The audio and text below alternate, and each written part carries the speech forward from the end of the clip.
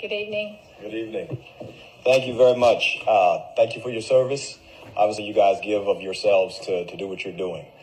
The community, I think we recognize that now that the political juice has been sucked out of the mask distraction, that we have to move forward.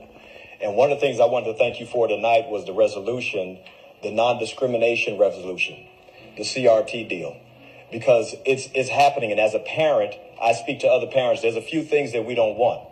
I'm biracial, I'm bilingual, I'm multicultural. The fact is, in America, in North Carolina, I can do anything I want, and I teach that to my children.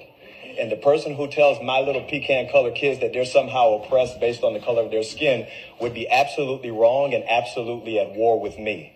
And I think that's the same for every parent. What the mask showed us is that the parents, the most powerful group of people in our country, that they're taking back the wheel. Now, obviously, we had to take the wheel back for the mask, but we're taking the wheel back from Washington all the way to Raleigh and into our local school board. Because CRT, all of that, the parents don't want it.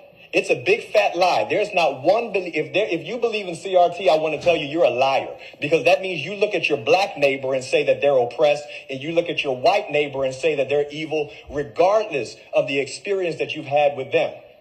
And we're not going to do that. The parents in the United States of America, right here in North Carolina and Cabarrus County, we know that's not true because we believe the lives we live.